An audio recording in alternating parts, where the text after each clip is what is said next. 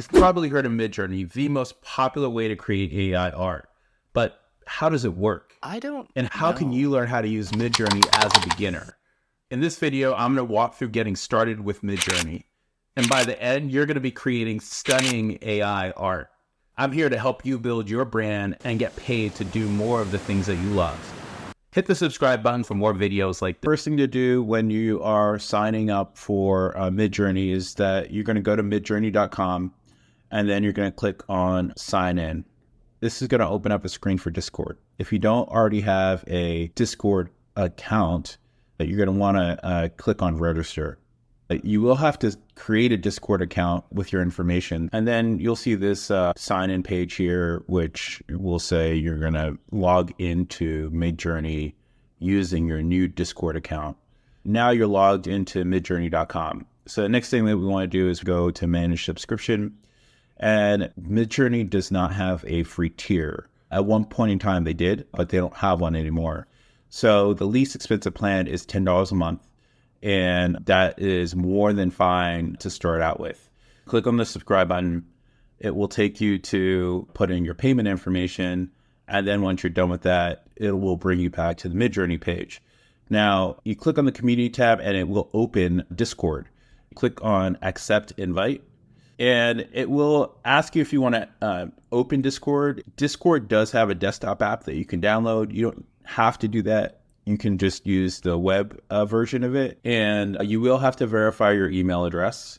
But the first thing that you want to do is you want to click on this Midjourney bot here, and then you just click on accept terms of service. I haven't upgraded yet to the paid plan, but I have another account that is upgraded. That is how you sign up for Midjourney. Once you sign up for Midjourney and you have your account set up and you've logged into Discord, the next thing that we want to do is click to our dedicated direct message to the Midjourney bot.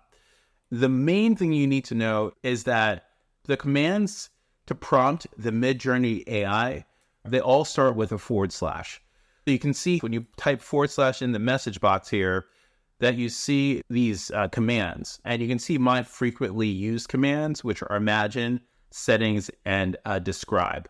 The imagine prompt is how you tell Midjourney, your paintbrush, what you want it to create. So let's just type imagine an Easter bunny. We haven't given it a detailed description. Midjourney is just going to try to interpret what we mean by an Easter bunny. That's very general. This is what we got. We got 4 different variations of an Easter bunny. Everything keys off the position that the image is in. So this is image number 1, this is image number 2, this is image number 3, and this is image number 4. And say we really like image number 4 and we like how that looks. Instead of viewing these in their small squares, we can click upscale. And now we see a more detailed version of this Easter bunny. We like this one, but we want to see more options. We can click variations of number 4, which is V4. And so we click that and we'll see what we get back. There are different variations. Some of them have flowers around their necks. Some of them have flowers in their mouth. Some of them don't have any flowers at all. But say we don't like any of these variations here and we want to just have Midjourney generate another set of 4. We can just click here on this remix button. We click that and just hit submit. So it's generating 4 new ones now. 4 different images, all off of this one command, imagine an Easter bunny. Say we really like the white Easter bunny number 3, we can upscale it and we can view in more detail. Another thing we can do is take this Easter bunny and we can modify it in different ways. You could upscale it subtle, which is, it'll change it a little bit. It won't change it a ton. We can upscale it creatively. So it'll take this version of the Easter bunny and it'll create a little bit more variation, but it will still upscale it. So this is more consistent upscaling, just taking this bunny and upscaling it even more. And this is a more creative. It'll give us a little bit more creative variation on it. Let's open this one up in our browser here. This is the original, right? This is upscaled subtle. If we compare these two, let's see how they're different. We said subtle, and let's see. I imagine it's probably just the eggs. You can barely even tell the difference between these two. It's almost identical. But as you can see, this upscale creative is a little bit different. It took some creative latitude and changed the bunny a little bit. The eyelashes are changed a little bit. The bow is changed here. The butterfly is gone in the background. When you upscale creative, it just takes a little bit more creative latitude and changes a little bit.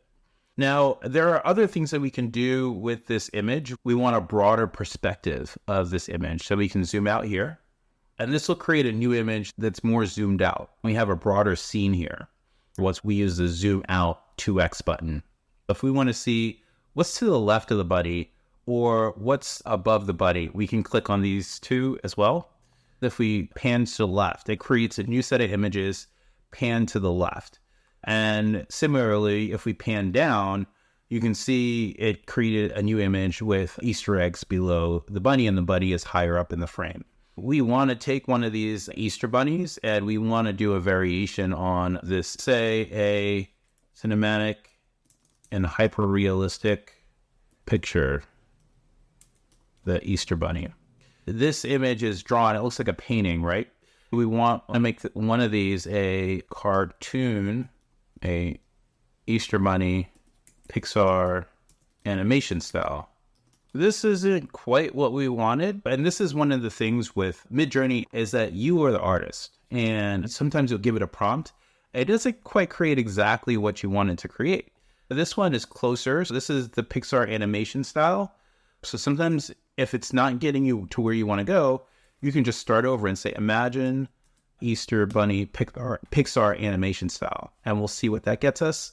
Let's just start over with this prompt as well. The cinematic and hyper-realistic picture of the Easter bunny. Instead of saying picture, let's just say image, photo. Let's call it a photo. And so you can see now we reset this and we got 4 different variations of the Easter bunny.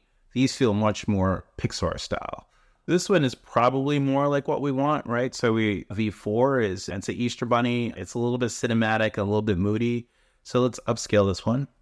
And so this is a little bit more cinematic, right? You could picture this Easter bunny in a movie. Say we did a scary horror picture of an Easter bunny. And yikes, that is pretty spooky. Midjourney is your paintbrush. You tell it what you want, and it will give you what you ask for. The only limit here is your imagination. But the biggest challenge with Discord is that you have to scroll up to see all of your work, and it can be a little bit challenging to keep track of. And so on the midjourney.com website, you can actually keep track of all your designs that you've created here. And what you'll also see is the image that you have created, a scary horror picture of the Easter bunny. You also have the prompts associated with the different images that you've created with Midjourney. One other cool aspect of the midjourney.com website is that you can go to the explore page. And this explore page has all the creations from the community. Depending on your plan, you can decide whether the images that you generate using Midjourney are going to be public or private. These are all the public images generated by the community. Say we really like this one, we can just heart it. So cool jet, many weapons in the space, top view, fashion style, highly detailed concept art. And if we really love this one, we can click this. Then we can go to our likes, and you can see the images that you've liked. And what is good about this is that, say you're looking for inspiration for Easter, you can come here and you can like this one, and we can like this one, and we can like this one and like this one. We can heart all these, and then we go to explore and we go to likes, and you'll see these images that we've liked here. So you can always come back to them. Let's say we want to use this image as inspiration. Let's take this over to Midjourney, and let's just say, imagine this description. And so imagine an illustration of a group of bunnies with chickens outside a huge Easter egg, dreamy pastel color, whimsical and illustrative. Doesn't look anything like this image that we got from Midjourney. And why is that? This is the art in AI art. When you're working with Midjourney and when you're working with other AI generators, You as an artist, you're discovering the image. You can't just go and copy an image based on a prompt. You have to understand how to get the image that you're looking for out of the AI. There are a couple ways that we can do this. You can take an image or a link from anywhere on the internet and you can paste it in here, and then you can paste your prompt. And your prompt will be inspired by the image that you give it. This is almost like a two-part prompt. The first part is the image URL, and the second prompt is the description of what you want the AI to create. Let's just hit enter here. This image is a little bit closer to our Midjourney image. You can see here we're getting closer, right? But we're not quite there yet. Another way to do this is that we could take that same image address and we can ask Midjourney to describe it. We can say describe, and then we can enter the link here. And when we enter this link, we're asking Midjourney to tell us how it interprets this image as a prompt. It's telling us how it sees this image. Cool. So it's taken this image and it has given us 4 versions of how it sees it. So 4 different variations of the prompt of this image. This helps us learn and steer the AI because it gives us 4 ways to describe back to Midjourney what we want to see. Once it gives us these 4 different variations using describe, we can select the ones that we want. What I like to do is I just like to click on Imagine All. Based on these describe prompts of that image, Midjourney will then generate another image from that. These are the 4 generated images from the 4 prompts that we got when we used the describe command. So a large Easter egg surrounded by bunnies, chicks and flowers in the background with the Easter bunny standing next to an oversized Easter egg. An Easter scene in the style of airbrushed and detailed artwork with high resolution, high detail, and hyper quality. The illustration has high contrast, soft light, full of color, in a cute and happy style using pastel colors, green grass, and flowers. This is another way that you can learn how to prompt, taking images and giving them back to Midjourney and seeing how it describes the image so you can understand how Midjourney likes to receive the prompts. We may not necessarily get the exact image, but one thing that we can do is that we can take any one of these responses here. Say we really like this one here, right? But let's go upscale this version 4 of this one. We might want to take this. Let's go to very strong. And then we can take this image and we can paste that original image here from Midjourney at the beginning of the prompt so that it will blend this description of this image and the image that we found on Midjourney. And so let's see what this gives us. Now we have 4 variations of this, and this is what we initially had, and here are different variations of this. Let's upscale number 4. I like that one the best. This is cool, and let's see how that compares to this one. So I almost like ours better than the original inspiration, but this is the art of it. You can go to midjourney.com. You can get ideas from the Explore or Hot pages. These are some of the hot images that the community is saving and they're interacting with. You can use these as an inspiration and you can branch off and generate your own creation with Midjourney. Say we want to combine this image and the original image. So we want to have a combination of these two. But what we can do is we need to save these 2 images first. Save image as, and then we need to save this other image. So the Easter original. Then what we want to do is we want to use the blend command. Blend can attach up to 6 images and it will combine those images into a single image, all influenced by each other. Let's take the first one. Let's drag that over here. And let's take the second one and let's drag that over here. And let's hit enter. And so let's see what it comes up with. Okay, so this is what we got. Because the aspect ratios are a little bit different, you have these bars at the top and the bottom. So Midjourney, what it did was it tried to combine these 2 images, this one here and the original that we used, to give us an entirely new image, which is this one. That's why the Midjourney website is so valuable. You can more easily navigate your creations. You can take a look at them, and you can look at the different prompts here on the side. And you can also get inspired by what the community is creating. For me, it's really helped me supercharge my creating and ideating using Midjourney. The Midjourney website is an amazing place to find inspiration for your creations. But what if we wanted to use a site that wasn't Midjourney? Can we do that? Of course we can. So let's go to pexels.com. Let's use this image as inspiration. We can copy this image address, and we can say imagine, and we can take this image and can apply that image to these bunnies. We took the flowers and some of the aesthetic and combined those two images. This is a great way to jumpstart your explorations. If you have an image that you really love, copy image address, and then say imagine roller skating. I don't know what that's going to do, but let's see what happens. Okay. So we've got a couple versions of her. This is a little bit wonky, right? These are weird roller skates. Let's upscale number 2 because this kind of looks similar to the image that we got. And let's use the vary region command. And the vary region command, what it does is if there's something you don't like, you can just select the roller skates and just hit enter, and it will give you 4 more variations, only changing that one section of the image. And that's called inpainting. So let's see what types of variations of the roller skates that we get. So we're still getting these kind of weird, these are 2 rollerblades. Maybe if we did something like vary region, roller skates each with 4 wheels. She's roller skating in a ring with blue neon lights. And so these don't look great. And this it looks like 8 wheels.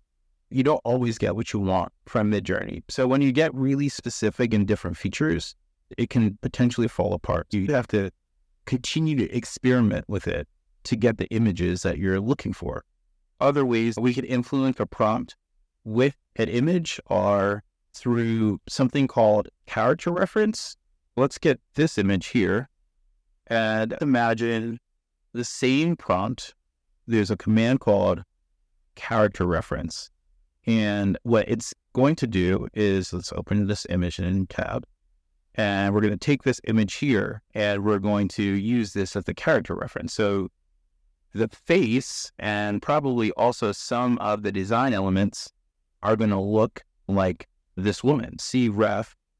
So this is going to look like it's going to take this prompt and try to blend the two. And I don't know what it's going to do with the blonde and the face, but we'll see what it actually generates. It took the character reference of this woman and it put her on skates in a roller skating rink. It adhered to the style of the rink, but what it did was it took this woman's clothing and her look and applied it to the rest of the prompt. And the last type of reference prompt is called a style reference. Let's do this. Let's take that same prompt, say imagine, let's grab the same prompt, and instead of it being a C ref, let's make it an S ref. So Midjourney is going to take the style of this entire image and it's going to apply it to this. So we might lose some of the neon in the background. And why don't we also get rid of this part of the prompt because an image in the style of nothing really. And let's see what happens when we use this style reference. Okay. And so now you can see how this has changed. Instead of using the character in this image, the woman, it's taking the style of this image here, which is like this geometric fashion that she has on. It's applying it overall to the clothing and it's applying it to the background. It's just taking the look of that overall image and applying it.